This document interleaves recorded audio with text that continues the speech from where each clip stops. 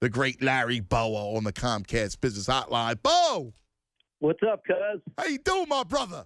I'm hanging in there. How you doing? Great.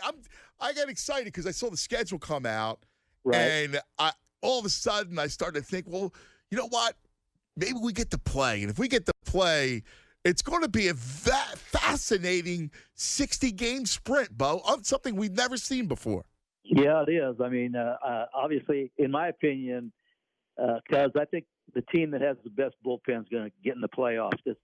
I don't think you can rely on the starters early, the first 2 or 3 starts to go deep. So you got to have some depth down there. And, and obviously the team that stays away from these positive tests are going to have a definite advantage. But I just hope we can start it because, watching what's happening every day, the spikes in certain areas, I just keep my fingers crossed that we do start up at the end of July. I know.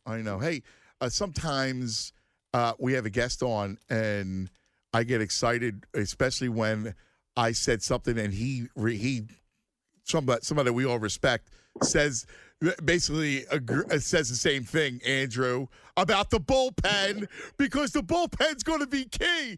So you just made my day because I had said the same thing earlier. I really appreciate that.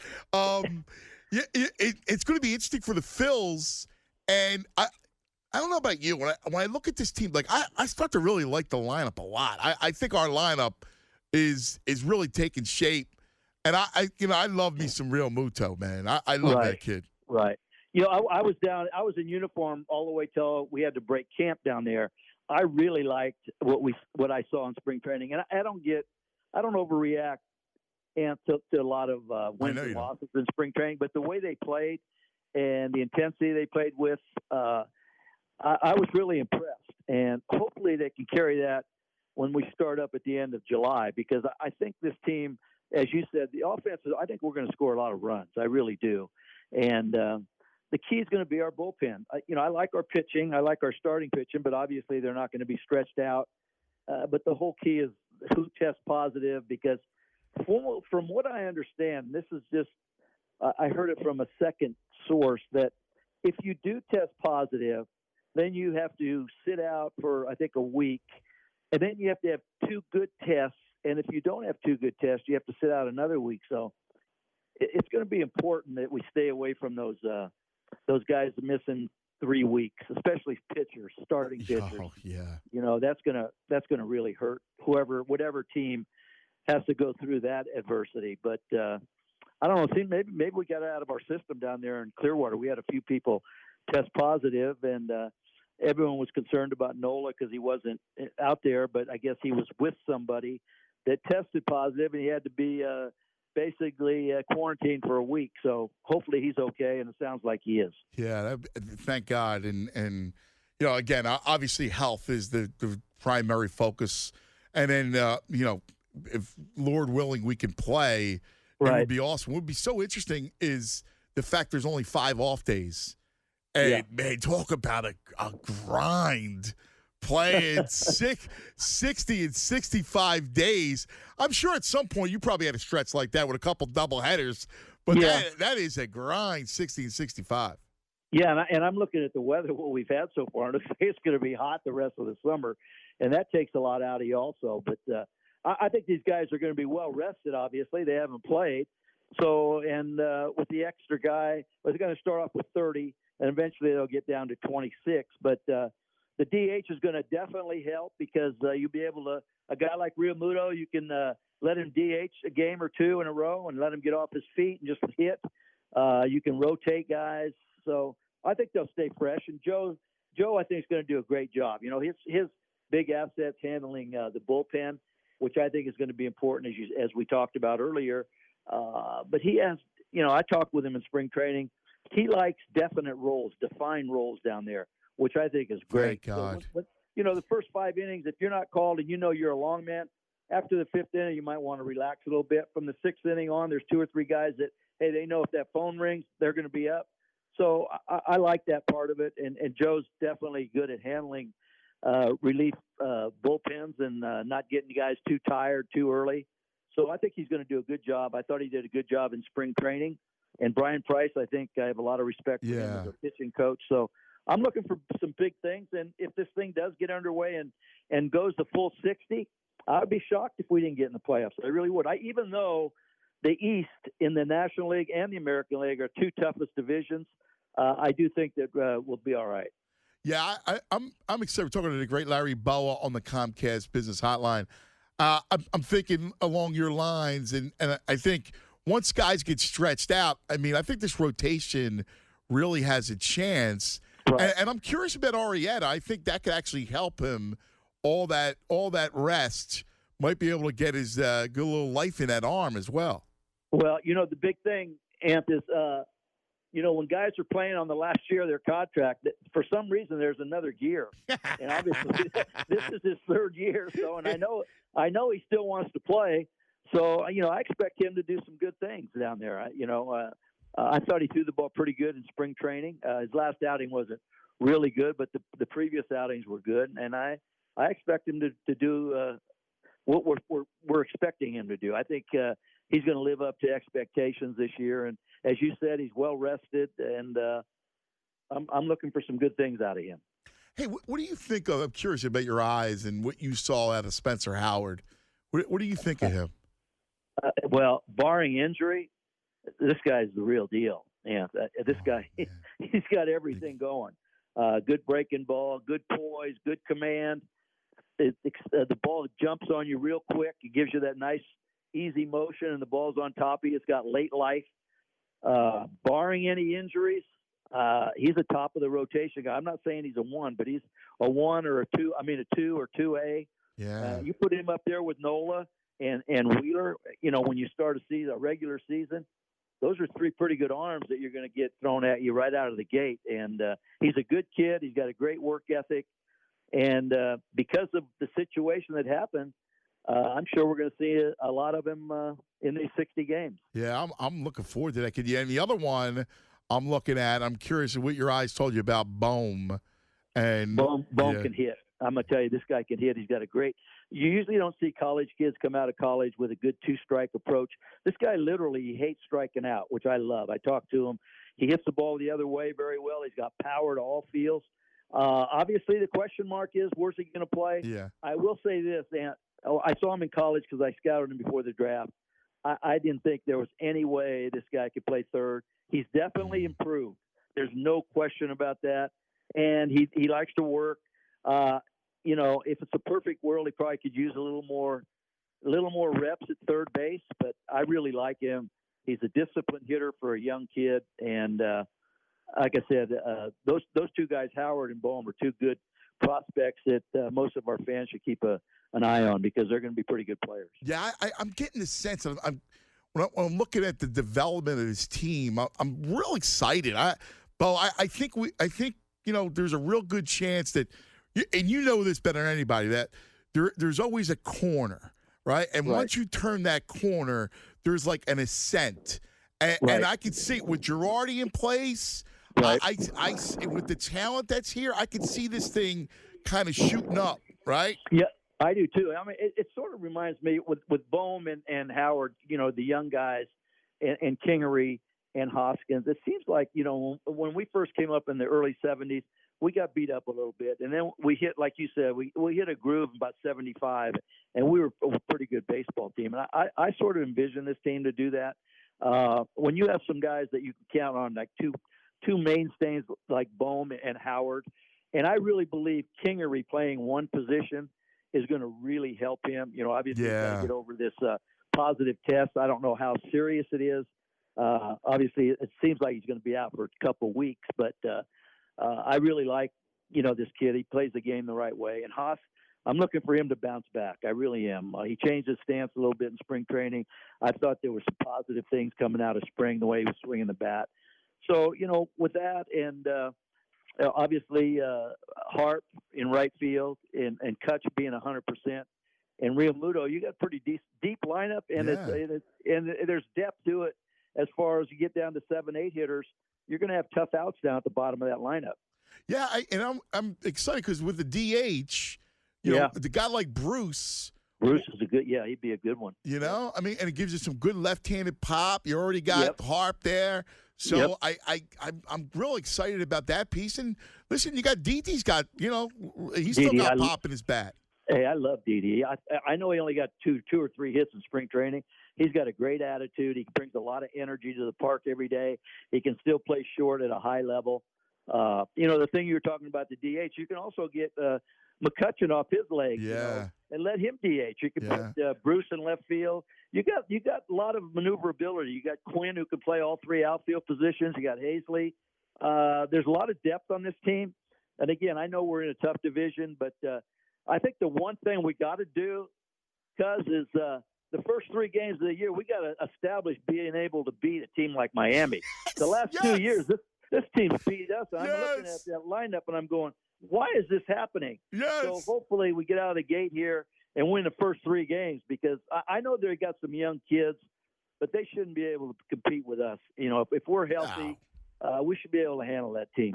I agree. I was saying it earlier, too. We got 10 against the Marlins, all right? I want 7-3 is That'd my be good. goal, all right? Well, we had 19 against them the last 2 years, and I said if we can win 12 or 13, and we don't even win 10 against them. So we got to make sure that we bring it to when we're playing those real easy teams. I don't say easy teams. Yeah, I know what you mean. Teams that are young, you got to take advantage of them and beat them. Yeah, I'm with you. So we're talking to the great Larry Bowa on the Comcast Business Hotline. And, Bo, one of the things we do is during this whole pandemic, we've been playing playbacks of games in the past, like notable games with the Eagles, Flyers, Sixers, and, of course, the Phils. Right. And today's playback is the game that ended 4:41 in the morning. In which I was coaching third. Yes. Mitch Williams got a big hit. And it rained, and it rained, and it rained, and he hit a ball in the gap. And I think Inky was on first, and I'm going, please get by this outfielder, because it's going to take another hit to score Inky. But it got by, it hit on that wet turf, and that's a game that, man, I'll tell you what, that's one for the ages. And Mitch always talked about hitting, and he said, I can hit. And I guess we ran out of players. I'm sure we did. And Fergoz put him up there, and he got a base hit. What was that whole, what was that like? There had to be some great stories come out of that game. Oh, it was. If I'm not mistaken, I think we had a day game the next day. Yes. And guys were saying, I'm just going to stay here. I'm not going home.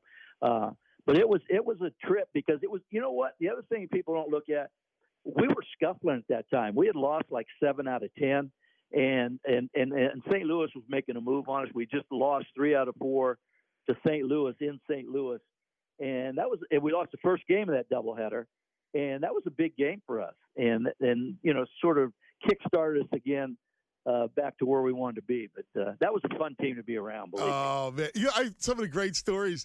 I remember when I was doing a piece about the vet, and I don't know if it was Crocky or somebody was talking about playing wiffle ball all night. Like, they'd stay over and they would play wiffle ball with the Coveys all night long, which I love that. I think that's the greatest thing ever. That group there, I mean, just a regular game, because Vuk was one of our coaches too, and we're baseball lifers, and after games, I can remember us. The game ended at 10 o'clock. We'd still be in there at 12:30, 1 o'clock talking baseball. And it was just a different feel, because most of those guys were towards the end of their career. Nobody predicted that we would get into the playoffs, let alone the World Series. And it was a fun group to be around. Yeah. They came and they brought it every night. And it's just a shame we came up a little bit short, but we went a lot farther than a lot of people thought we were going to do. It was so much fun. One of the great things I've always loved, and I still like to do it, is talking about the game, like sitting around, having a beer, and just talking about the game. Like, there's nothing better than sitting around talking about what just happened. And you know what, Ant? You get good constructive criticism when you're after the game, and guys are just relax a little bit, and the guys say, what were you doing on that play? But, we took it as constructive criticism, and we respected one another. And back then, there were so many ways to win baseball games, not just home runs. You could hit and run, you could steal, you could squeeze, you could make great plays. It was baseball at its purest. And I think sometimes we're getting caught up with the home run. It's either a home run, a strikeout, or a walk. There's not a lot of strategy anymore.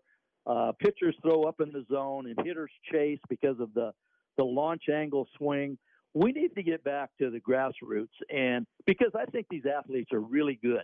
Yes. And I think if they were able to show some of the other skills, people would appreciate it a little bit more. But I'll be the first to tell you, there's some times I get a little bit bored watching because you almost predict what's going to happen. Yeah. And but I think if you let these guys do some things, you know, everyone thinks, well, the percentages say you can't hit and run because he's not going to put it in play.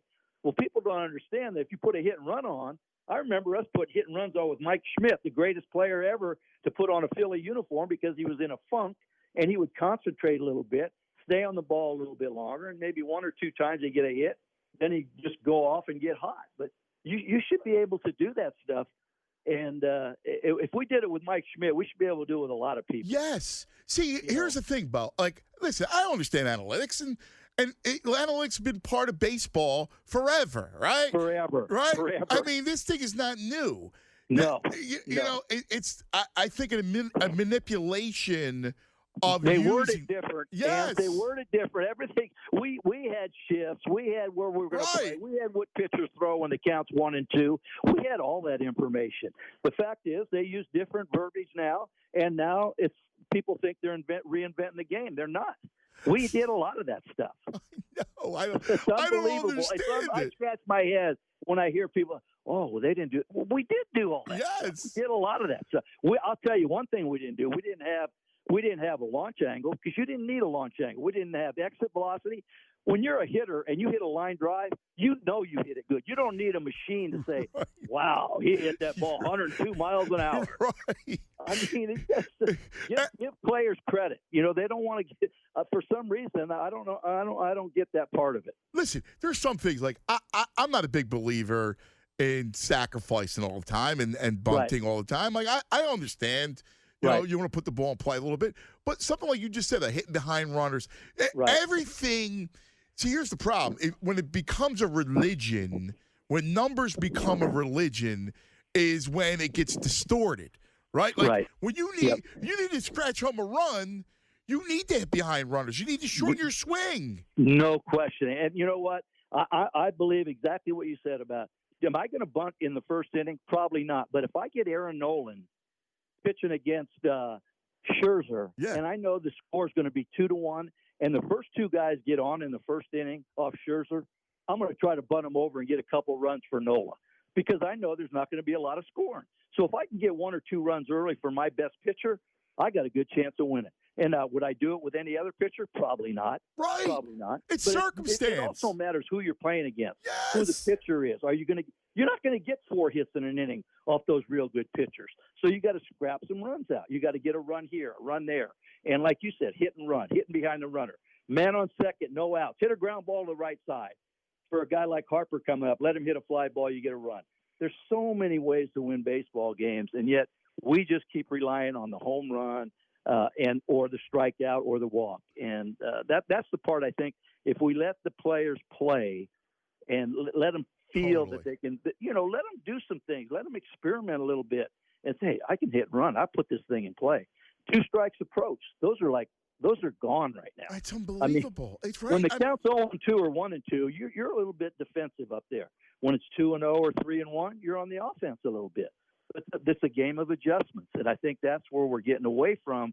It's not all etched in stone. This is the way we're going to do it today because the book says we're doing it that way. You got to have a feel, and I think that's why Joe's going to be great for us. He's going to use both the analytics and his gut, and he's been successful in New York.